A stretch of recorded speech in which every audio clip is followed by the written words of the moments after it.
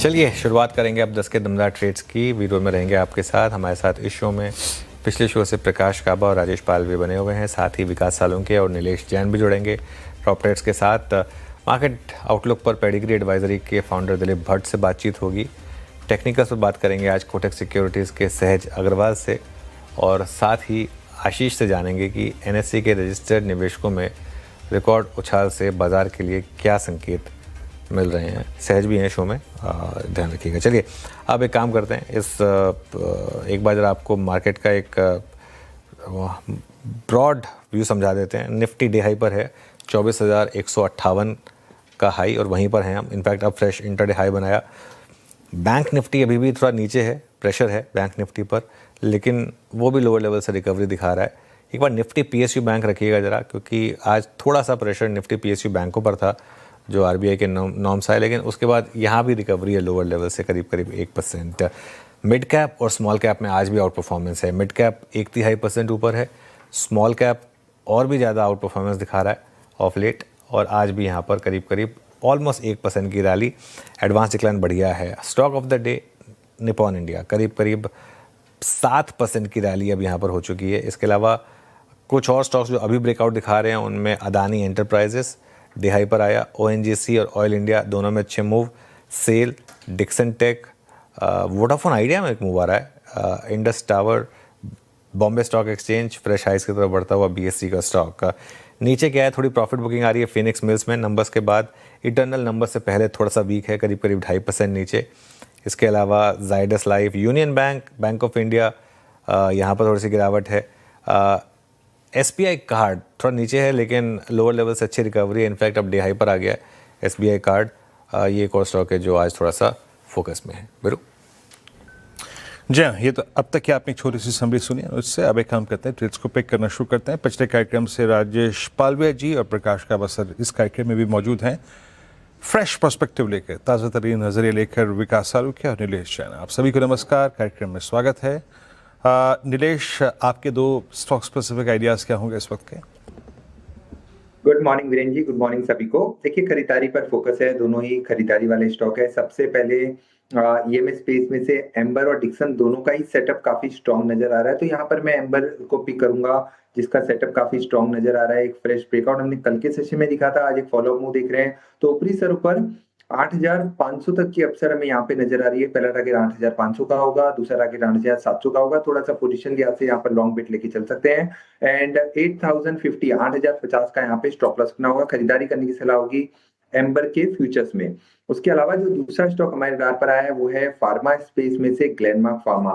लगातार एक series of high to habit of formation बना रहा है। आज एक फ्रेश अपमूव देख रहे हैं। फ्रेश अपमूव के साथ साथ अच्छे बिल्डअप लॉन्ग साइड में भी देखने को मिल रहे हैं यहाँ पर। तो ग्लेनमार्क के फ्यूचर्स को ऐड करके चल सकते हैं करंट लेवल पर या फिर थोड़ी सी गिरावट पर। स्टॉप लॉस सबसे पहले यहाँ पर रखना होगा 2,330 का। 2,330 के स्टॉप लॉस से खरीदारी करें ग्लेनमार्क के फ्यूचर्स को। अपसाइड में टारगेट होंगे 2,430 और 2,480। 2,430 2,480, ये 2 टारगेट को ध्यान में रखते हुए ग्लेनमार्क के फ्यूचर्स को लॉन्ग करके चल सकते हैं।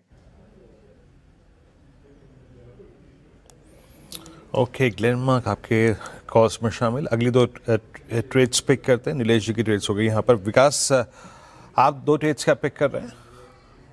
Good morning Virendra ji. दोनों भी मेरे बाय साइड में रहेंगे, लार्ज कैप से ही है। ग्रासिम मुझे स्ट्रांग लग रहा है अभी इस करंट लेवल पे। नीचे में 2770 का इंपॉर्टेंट बेस बन चुका है, तो 2770 के स्टॉप लॉस से इसको बाय किया जा सकता है। 2940 के आसपास के टारगेट ग्रासिम में आते हुए देखने मिल सकते हैं। एक फ्रेश ब्रेकआउट इसमें देखने मिला है। लास्ट 2 वीक के ब्रेकआउट पॉइंट पे ये खड़ा था, आज यहाँ पे फ्रेश ब्रेकआउट देखने मिल रहा है, तो यहाँ पे एक अच्छा पॉजिटिव रीजन देखने मिल सकता है। दूसरा बाय कॉल रहेगा IT में TCS में, जहां पे कल भी हमने देखा था एक अच्छा अपमूव सस्टेन करते हुए देखने मिला था, और आज भी ये ऊपर की तरफ जाते हुए देखने मिल रहा है। तो ऊपर में जो टारगेट निकल के आ रहा है अराउंड 2600 के आसपास के टारगेट मुझे लगता है TCS में यहाँ पे एग्रेसिवली आते हुए देखने मिल सकते हैं। नीचे में जो बेस बन चुका है 2420 का है, तो 2420 के स्टॉप लॉस से TCS को बाय कीजिए 2600 के टारगेट। ओके, ये आपका TCS बाय कॉल। आज IT में एक बार फिर से बाइंग नजर आ रही है। प्रकाश सर, आपके 2 कॉल्स? मेरा स्टॉक रहेगा JSW स्टील। सेटअप सही लगता है मुझे। ट्रेड करा 1302, स्टॉप लगाएंगे करीब 1300 का, नहीं 1295 का, ₹7 का स्टॉप है। टारगेट रहेगा 1320 का। JSWST स्टॉक जो वीक नजर आता है वो है इटर्नल। यहाँ पर गिरावट है, 250 के आसपास ट्रेड कर रहा है, 245 का टारगेट होना चाहिए। स्टॉक होगा करीब 253 इटर्नल। ओके, इटरनल नंबर से पहले आज वीकनेस सेल और सेल प्लेसमेंट अगर आप देखें यहाँ पर इटरनल पे। राजेश पालवा जी, आपके दो ट्रेड्स। वीरेंद्र जी, पहला स्टॉक जो पसंद आ रहा है वो है भारत फोर्ज। यहाँ पे अगर हम देखें तो स्टॉक अपने एक मल्टीपल सप्लाई जोन का ब्रेकआउट यहाँ पे करते हुए दिख रहा है और ऑल टाइम हाई ट्रेजेक्टरी के आसपास अब ये बढ़ते हुए दिख रहा है। तो हमें लगता है यहाँ पे जो मोमेंटम बना है ये स्टॉक को फर्दर 1950 1960 की तरफ लेके जा सकता है। तो भारत फोर्ज में फ्यूचर्स पे बाय करने की सलाह है। On the down side stop loss होगा करीब 1880 के आसपास। दूसरा स्टॉक जो पसंद आ रहा है वो है अगेन मेटल स्पेस से, और उसमें हमें लगता है टाटा स्टील का प्लेसमेंट काफी अट्रैक्टिव लग रहा है। पूरे सेगमेंट में ही बाइंग इंटरेस्ट बना हुआ है। टाटा स्टील में फ्यूचर बाय करने की सलाह है। 217 के आसपास ट्रेड कर रहा है। अपसाइड के टारगेट 225 228 की तरफ आते हुए दिख सकते हैं। On the down side stop loss होगा करीब 214 के आसपास। ओके, यहाँ पे ये ट्रेड्स भी हो गए पूरे। थोड़ा सा अगर आप देखिए स्कैनिंग कर लेते हैं अब यहाँ पर क्या चीज़ अच्छा कर रहा है। निपन नैम आपके स्क्रीन पे आज का stock of the day sofa, जैसे कि सुबह आज आपको बताया गया था, ठीक उसी के अनुरूप चलता हुआ आज टेलीकॉम की तरफ सडनली अगर आप देखें तो सारा का सारा वाइट शफल हो रहा है। लुक एट आइडिया आज बहुत दिनों बाद 10 के ऊपर मेरी नज़र अब गई।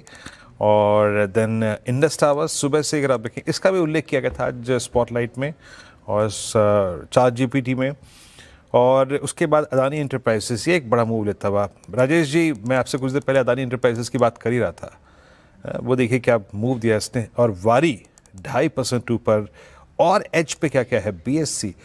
नीलेश, बीएससी के इस फ्लैग ब्रेकआउट को आप कैसे प्ले करेंगे 3590 डे हाई पर ट्रेड करता हुआ? देखिए, बहुत ही बेहतरीन ब्रेकआउट यहाँ पर हम देख चुके हैं कल के सेशन में। एक copy book style flag and pole pattern जिसे हम कहते हैं, उसका ब्रेकआउट यहाँ पे आता हुआ नजर आ रहा है। सेटअप काफी स्ट्रांग है। मेरे ख्याल से यहाँ पर अभी भी जगह है। पोजिशनल अपसाइड 4000 तक के लेवल हमें यहाँ पर देखने को मिल सकते हैं।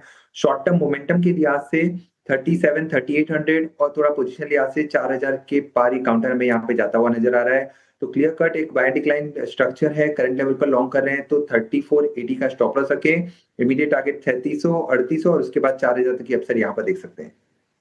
ओके, चलिए अब काम करते हैं, थोड़ा आगे बढ़ते हैं, कुछ और ट्रेडिंग पिक्स पिक करते हैं। हमारे साथ कोटक सिक्योरिटीज़ के सहज अग्रवाल भी जुड़े हैं। सहज जी, गुड मॉर्निंग। मार्केट पर आपका व्यू और आपकी ट्रेड्स इस समय की। जी गुड मॉर्निंग, दर्शकों को भी गुड मॉर्निंग। इनफैक्ट अप्रैल सीरीज काफी बेहतरीन रहा है ओवरऑल मार्केट के लिए। फ्रंट लाइन, मिड कैप और खास करके मिड कैप का जो पार्टिसिपेशन है वो काफी आउटस्टैंडिंग रहा है। ये ट्रेंड कंटिन्यू होने की पॉसिबिलिटी काफी ज्यादा लग रही है। आई थिंक ये जो जियोपॉलिटिकल सिचुएशन है या अभी जो आफ्टर इफेक्ट्स आ रहे हैं थोड़े बहुत ये चलते रहेंगे, बट ब्रॉडली मार्केट ने एक्सेप्ट कर लिया the worst is behind us, ऐसा एंटिसिपेशन है हमारा। और धीरे धीमी गति से आप जहाँ पे वैल्यू है, जहाँ पे अपॉर्चुनिटी है, वहां पे पॉजिटिव बायस के साथ ही ट्रेड करेंगे। इनफैक्ट आज एक्सपायरी भी है, मार्केट ने एक पॉजिटिव साइड का ब्रेकआउट दिया है। होपफुली उम्मीद यही कर रहे हैं कि 24,130 जो कल का हाई था उसके ऊपर यदि सस्टेन करता है बाजार तो अच्छा खासा अप मूव आ सकता है, बिकॉज ओपन इंटरेस्ट बिल्डअप आपका नेक्स्ट स्ट्राइक डायरेक्ट 24,500 पे ही है। ऐसे एनवायरनमेंट में स्टॉक स्पेसिफिक अपॉर्चुनिटीज भी अच्छी लग रही है। एक भारतीय है जहां पे हम ट्रेंड और वैल्यू दोनों की कॉम्बिनेशन देख रहे हैं और थोड़ा मोमेंटम पिकअप भी नजर आ रहा है। तो भारतीय पे एक बाय ट्रेड रहेगा। करंट प्राइस पे देख सकते हैं आप 1745 का उसका एक बहुत अच्छा सपोर्ट है और ट्रेडिंग पर्सपेक्टिव से 1950 तक का टारगेट इसमें हमें नजर आ रहा है। स्टॉक ने बेसिकली एक रिवर्सल पैटर्न दिया है जहां पे पहले ये लोअर टॉप लोअर बॉटम बना रहा था, अभी इसने एक हायर टॉप बनाया, उसके बाद में पुल बैक। तो अच्छी एंट्री पॉइंट है, रिस्क रिवॉर्ड भी फेवरेबल है। तो ये एक अच्छी अपॉर्चुनिटी नजर आ रही है। और दूसरी डिफेंसिव स्पेस में से देख रहे हैं हम डीवीज लेबोरेटरी। आई थिंक अभी अराउंड 6500 के आसपास ये स्टॉक ट्रेड कर रहा है। यहाँ पे हमें एक डेली ट्रेंड लाइन का रेजिस्टेंस ब्रेकआउट दिख रहा है और ओवरऑल फार्मा पैक थोड़ा पॉजिटिव बायस के साथ ही ट्रेड कर रहा है कुछ दिनों से। तो एंटिसिपेशन ये है कि 6270 का जो इसका एक सपोर्ट है वो रखकर ऊपर की तरफ में 68-80 तक का टारगेट इसमें अगले 5 से 6 दिन में हम एंटिसिपेट कर रहे हैं। तो चलिए। डीवीज लैब और पहली अपॉर्चुनिटी भारती एयरटेल, ये दोनों काफी इंटरेस्टिंग लगती है current market situation. Bharti Airtel और डीवीज लेबोरेटरीज, ये यहाँ पर आप थोड़ा सा पिक कर सकते हैं। चलिए, शुक्रिया सहज हमारे साथ जुड़ने के लिए। अब बात करते हैं मेटल शेयरों की। यहाँ पर आज अच्छे मूव्स आ रहे हैं। एचएसबीसी बुलिश है यहाँ पर। पूरी रिपोर्ट श्रेया से समझ लेते हैं। श्रेया, बताइए।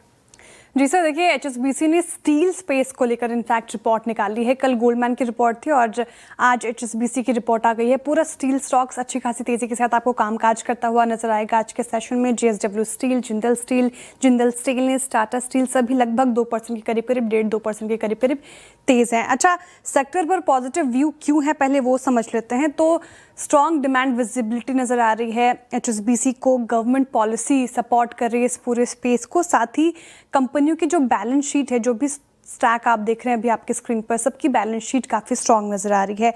साथ ही जिस तरीके से अर्बनाइजेशन होगा, इंफ्रास्ट्रक्चर को बूस्ट मिलेगा, तो इस सारे ही स्टॉक्स को फ़ायदा होता हुआ नज़र आएगा। सबसे ज़्यादा पसंद है एचएसबीसी को इस पूरे स्पेस में जेएसडब्ल्यू स्टील।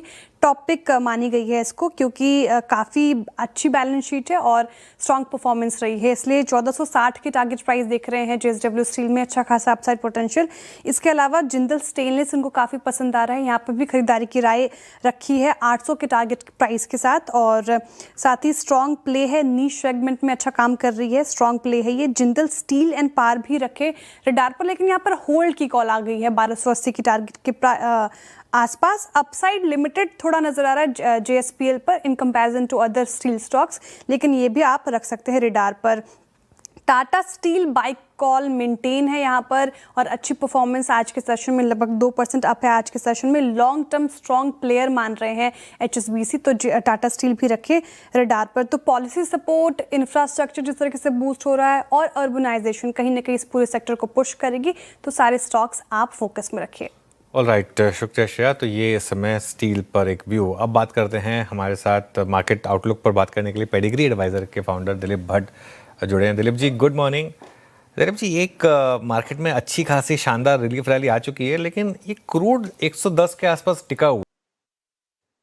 तो इस हिसाब से देखा जाए तो यहाँ पर एक सर मैं एक काम करते हैं सर, इसको इस ऑडियो लाइन को रीपैच करते हैं एक बार। अभी आपको सुनना और समझना बहुत मुश्किल हो रहा है इस ऑडियो क्वालिटी के साथ। ऑल दो आपके स्क्रीन पर आप देखिए निफ्टी कैपिटल मार्केट इंडेक्स इस वक्त डे हाई पे ट्रेड कर रहा है। एक बार जरा लेके आइएगा सारे के सारे स्टॉक्स, एचडीएफसी, एएमसी, सीडीएसएल और आपका बीएससी, आपका एमसीएक्स, पूरी की पूरी थी। निफ्टी भी डे हाई पे ऑलमोस्ट। एचडीएफसी एमसी बैकफुट पे है, ठीक है। एएमसी अच्छा नहीं कर रही हैं। BSc all time high. MCX, अभी मैं बीएससी का चार्ट चेक ले चुका हूँ तो उसको दोबारा रिपीट नहीं करूँगा। एमसीएक्स ऑलमोस्ट डे हाई पे ट्रेड करता हुआ। निपन लाइफ सुबह से अगर आप देखें नंबर्स का अच्छा करता हुआ। सीडीएसएल, राजेश पालवे जी, ये अच्छा विकास जी से प्रश्न इनफैक्ट ही करता हूँ। विकास, ये डिपॉजिटरीज पर आपका टेक क्या है? सीडीएसएल को कैसे रीड कर रहे हैं आप इस वक्त? जी, जिस हिसाब से लास्ट कुछ दिनों में हमने देखा है कि थोड़ा सा यहाँ पे प्रेशर बिल्ड हुआ। लास्ट 3 दिन में हमने देखा है कि एक सस्टेनेबल मूव यहाँ पे देखने मिल रहा है। 1300 का इम्पोर्टेंट यहाँ पे बेस बन चुका है, तो मुझे लगता है 1300 के स्टॉप लॉस में इसमें पोजीशन बनाई जा सकती है। ऊपर में मुझे लगता है वापस ही 200 डीएमए के तरफ अप्रोच करते हुए देखने मिल सकता है। जो 1400 के आसपास के टारगेट यहाँ पे आते हुए देखने मिल सकते हैं। बट इम्पोर्टेंट जो बेस लेवल है वो 1300 है, तो 1300 के अगर नीचे फिसलता है तो ही यहाँ पे वीकनेस बढ़ सकती है। अदरवाइज मुझे लगता है यहाँ से एक पुल बैक रैली आ रही है। Okay, CDSL. अच्छा सर, आपके ऑडियो में कोई दिक्कत थी और लाइन अब दुरुस्त हो चुकी है। प्लीज अपनी बात पूरी करिए दिलीप सर।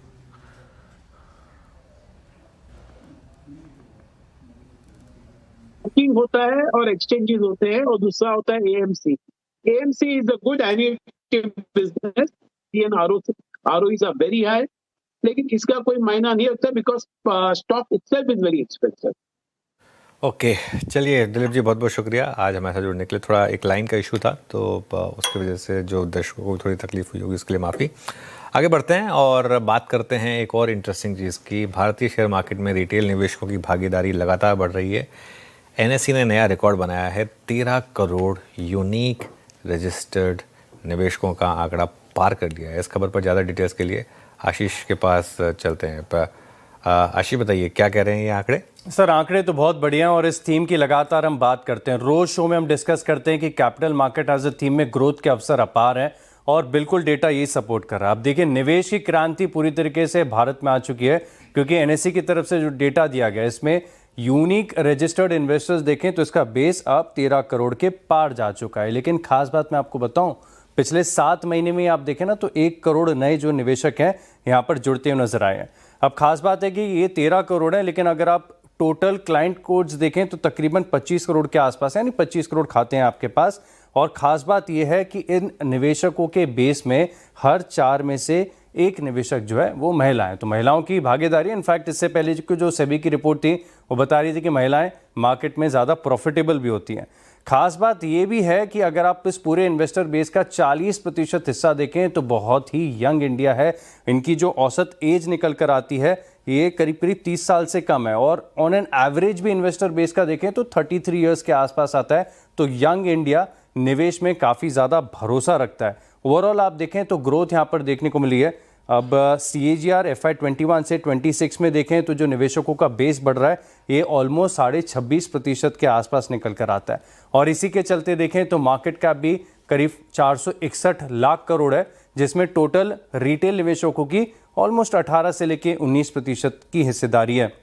बाजार में देखें तो लगातार ग्रोथ के आंकड़े देखने को मिल रहे हैं, ऊपर नीचे होता रहता है, लेकिन लॉन्ग टर्म में देखें तो निवेशक अच्छे रिटर्न्स यहाँ पर बनाते हैं। अब इससे पहले ट्रेंड ये होता था कि आप देखें, बात करें कि सबसे ज़्यादा निवेश कहाँ से होता है तो वही मुंबई, महाराष्ट्र, दिल्ली, यही आंकड़े आते थे। लेकिन अब पिछले 5 सालों में देखें ना तो तस्वीर पूरी तरीके से बदलती जा चुकी है। अब ये बात सही है कि अभी भी महाराष्ट्र में सबसे ज़्यादा आपको निवेशक नजर आएंगे 2 करोड़ के आसपास, लेकिन अब दूसरे नंबर पर आता है उत्तर प्रदेश, जहाँ पर 1.5 करोड़ निवेशक हैं।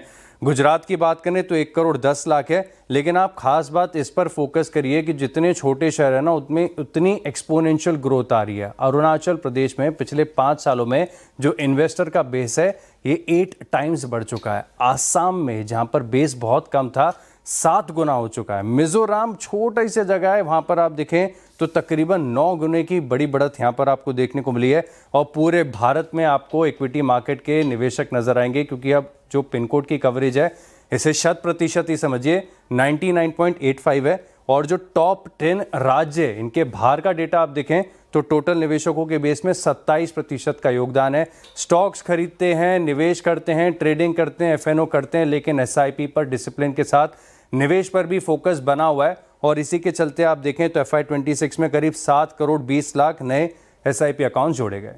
ओके आशीष, तो इसमें 2 चीज़ें स्टैंड आउट कर रही हैं वीरू, और एक्चुअली श्रेया और कंचन आप भी इस बात को सुनिए कि यंग लोग इन्वेस्ट कर रहे हैं। तो I am assuming and I am hoping कि आप सब लोग इन्वेस्ट कर रहे हैं। दूसरी बात जो आशीष ने बहुत मज़ेदार कही कि 99.85% पिन कोड्स कवर हो चुके हैं। वो जो बचा हुआ 0.15% है ना, वहाँ किसी ब्लड प्रेशर मशीन की ज़रूरत नहीं होगी, क्योंकि वहाँ पर अगर आप मार्केट में नहीं है तो मतलब ये जो डेली के उतार चढ़ाव हैं इससे बच जाएंगे आप, है ना। मैं सोच रहा हूँ ये कौन से होंगे 0.15%। आशीष भी बताइएगा मुझे ज़रा, ये पता लगाना पड़ेगा कौन से हैं ये 0.15% जहाँ अब तक इन्वेस्टिंग नहीं हुई है। बड़ा अच्छा आंकड़ा था आशीष, बहुत बहुत शुक्रिया इस पूरे आंकड़े के लिए। और बहुत ही अगर आप देखें तो बड़ी है ना, जिसे कहते हैं ना निवेश क्रांति, बिल्कुल सही नाम दिया आपने इसको। बहुत बहुत शुक्रिया आशीष। मीनवाइल निफ्टी बैंक लेके आइए आपकी स्क्रीन पे उस 56,000 के जोन से थोड़ा सा डिस्टेंस मेंटेन करता हुआ, और निफ्टी ऑलमोस्ट डे हाई पर ट्रेड करता हुआ। फिलहाल इस कार्यक्रम 10 कदमदार ट्रेड को एक विराम देंगे। आपका कोई प्रश्न हो ज़रूर पूछिएगा एक्सपायरी डे को लेकर या फिर आपके निवेश, आपके ट्रेड्स को लेकर। श्रेया और कंचन छोटे से अंतराल के बाद लेके आएंगे ट्रेडर्स हॉटलाइन।